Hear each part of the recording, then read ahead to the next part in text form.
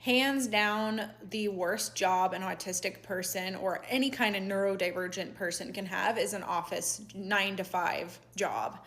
There are absolutely not a single lie in what she said. And I've touched on this. And I think what this really boils down to is the fact that an office job is almost the only job you can get where there is near infinite workload creep. There is near infinite responsibility creep. If you are a plumber, they are not going to be like, well, the drywall subcontractor can't come in, so we're going to need you to take care of that too. Unless your job is overall handyman, fix it all kind of guy, but that's your job, right? But if you're the plumber, they're not making you do the drywall.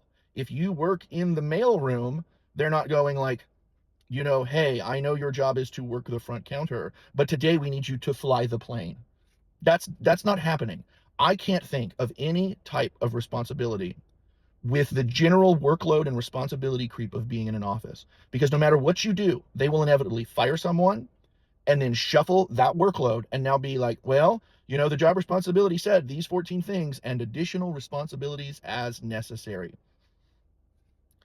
And when you're neurodivergent, especially the type of neurodivergent that craves rules, that craves structure, that thrives in, this is what I need to do, I'm ready to go in and I'm ready to take care of this, constantly being like, hey, can we have a little chat, to be told that, oh, hey, we had to tighten the belts and now the workforce management team is a little bit smaller. So you're actually, without the proper tools to do so, going to need to create the schedules for everybody on your team. Hey, we had to tighten up. That team that does our QAs, that team doesn't actually exist anymore. So now we're going to have to go ahead and funnel 180 QAs onto your team per month.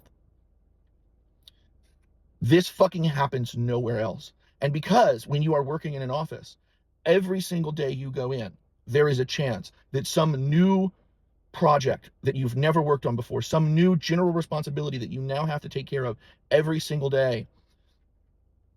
When you crave structure, this is so triggering. It's like never knowing when someone's going to come behind your back and be like, hey, we found a new air horn that we now have to honk in your ear several times a day for no reason other than because we created your job description in a way that there's literally no finite line to what we can overload you on.